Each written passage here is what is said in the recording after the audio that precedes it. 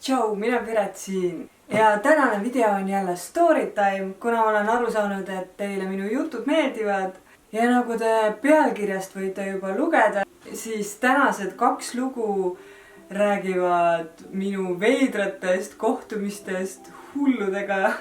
Vähemalt ma arvan, et need inimesed olid hullud või vähemalt neil oli midagi viga ja nad ei olnud päris normaalsed inimesed. Ja ma arvan, et ma alustan pigem negatiivsema looga, et siis saab video lõpetada vähe positiivsemal toonil. Ja see esimene hirmutav kohtumine ja hirmutav lugu seoses hulludega toimus minuga siis Tartus päris tükk aega tagasi, siis kui ma veel elasin Tartus. Ja ma sõitsin tolleaegse elukaaslasega siis liinibussis ja sinna bussi peale istus üks meesterahvas, kes juba nägi väga kummaline ja selline küürus välja. Ta nägu oli selline punne täis ja ta oli kuidagi kõveras, istus sinna ühe pingi peale maha. Mina istusin bussis siis akna all ja minu elukaaslane istus minu kõrval ja nagu bussi sisepoolel. Ja mina nägin nagu silmanurgast, kui see mees astus bussi ja istus sinna maha. Ja põhimõtteliselt ma nägin silmanurgast, kuidas ta seal istus, küürus ja kõikus niimoodi üksi oma koha peal ja podises kogu aeg midagi oma ette. Ja ma nägin seda ja ma vist võib-olla sosistasin oma elukaaslasele, et appi, et üks kummaline mees istus bussi, aga see oli ka kõik, et ma nagu rohkem midagi nagu temast ei rääkinud või temast välja ei teinud, aga ma silmanurgast kogu aeg nägin teda seal. Ja sõidame me siis rahulikult bussiga edasi. Me ei rääkinud kõva häälega, me ei naernud, me ei olnud nagu ebaviisakad ega kuidagi ei tõmmanud tähelepanu. Rahulikult võib-olla ma küsisin, et ei tea, mis täna poest osta ja niimoodi rahulikult oma vahel elukaaslasega siis vestlesime. Ja silmanurgast ma kogu aeg näen, et see mees istub ja nagu vaatab vahepeal minu poole ja siis kõigub ja podiseb edasi.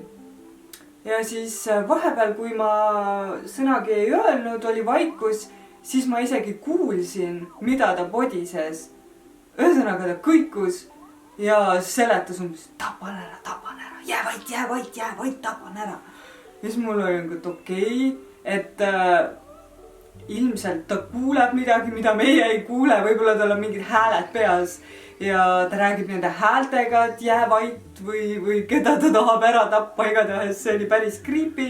Ja ma just mõtlesin, et ma jään nagu võimalikult rahulikuks, võimalikult neutraalseks, et ei tohi sellistest inimestest välja teha, näpuga näidata ega nagu midagi rääkida, sest et nende reaalsus on veidikene teistmoodi.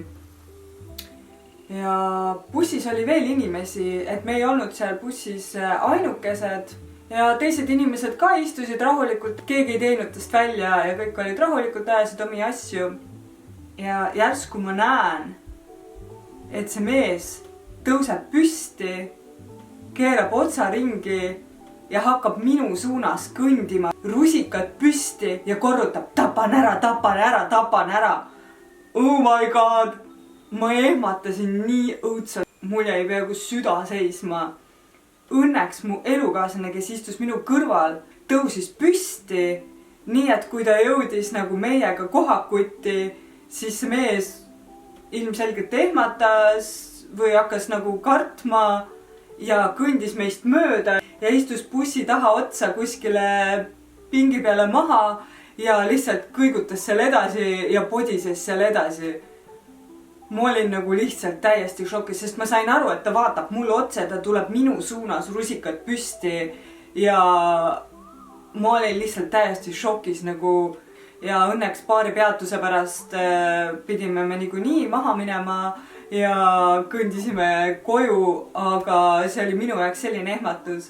Ja muidugi mitte keegi bussis ei öelnud, ei teinud ka selle peale, nii et ma ei taha isegi teada, mis oleks olnud siis, kui ma oleks seal bussis üksi olnud, ma arvan, et mitte keegi ei oleks mitte midagi teinud ka, sest ma ei tea, tavaliselt ma olen aru saanud, et eestlastele on kombeks see, et kui midagi juhtub, kui keegi kukub kuskil tänava peal, et väga vähesed lähevad üldse appi või väga vähesed üldse teevad välja sellistest asjadest. Et tavaliselt on inimestel selline nagu üldine arvamus ja mitte ainult Eestis, ma tean, et Euroopas nagu üldse enamasti on selline suhtumine, et see ei ole minu asi, et keegi teine las tegeleb sellega või see ei puutu minusse.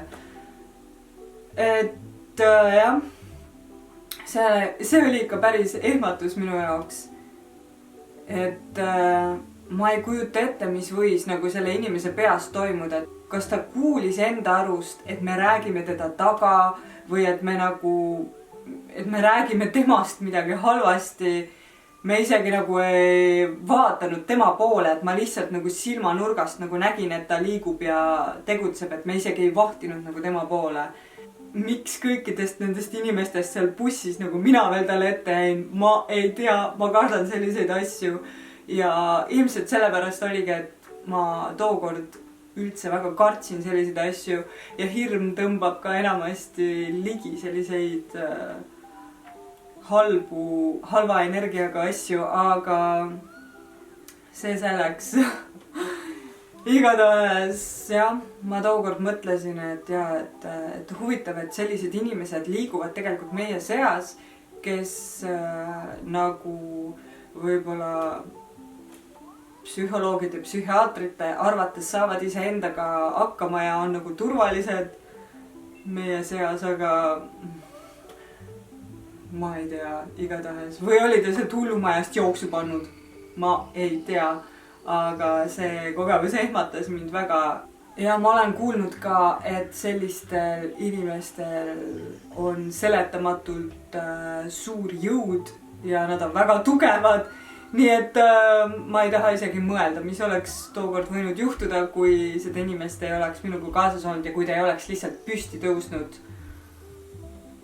Aga lähme edasi vähe lõbusama ja positiivsema jutuga seoses hulludega või siis veidike kummalisemate inimestega. Aga jah, see teine lugu juhtus minuga hiljuti. Mõned päevad tagasi ma käisin arsti juures. Ehk siis ma sattusin polikliiniku haigla hoonesse ja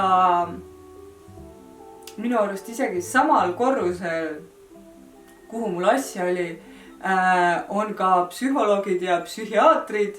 Asi oli siis nii, et ma tulin enda arsti kabinetist välja, panin oma jope selga ja millegipärast automaatselt, kui ma panin jope selga ja mütsi pähe, panin ma ka kohe endale kõrvaklapid kõrva, et tavaliselt ma panen kõrvaklapid kõrva alles õues ja siis tulen sealt enda arsti koridorist välja ja sattusin pika koridori peale, kust siis jalutas mulle vastu üks selline kõhetu vanamees.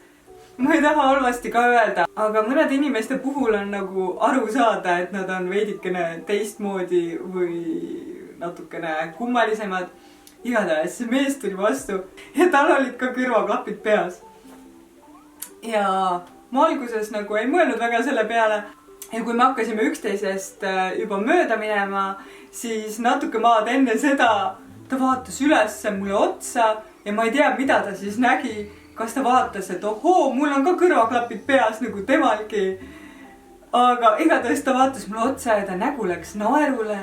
Ja ta pani oma käed palvesse ja möödus minust niimoodi kummardades ja palvetades ja läks niimoodi mööda.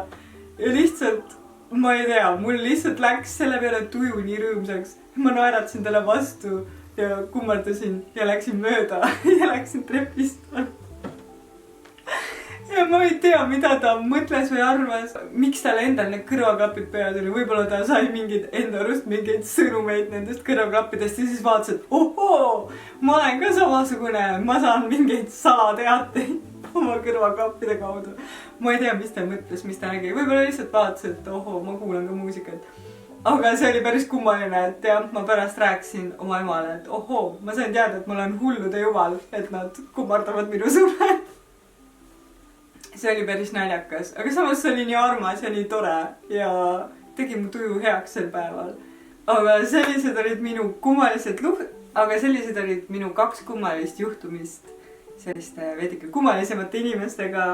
Ja kui teile see video ja need lood meeldisid, siis pange like ja kommenteerige, kas teil on ka seda laadi juhtumisi olnud ja kas äkki te keegi olete ka Tartus seda samat meesterahvast näinud. Ma siiralt loodan, et ta ei ole päriselt kellelegi kallale läinud või midagi halba teinud. Ja palun subscribe'ige, kes te veel ei ole subscribe'inud, sest et ma panen igal nädalavahetusel üles uue video. Ma arvan, et meil on siin juba päris tore ja lõbus, kes te kõik olete subscribe'inud mu kanalile. Aitäh teile kõigile, kes te juba olete seda teinud. Ja kohtume teiega juba järgmisel nädalavahetusel, järgmises videos. Tšau! Tšau!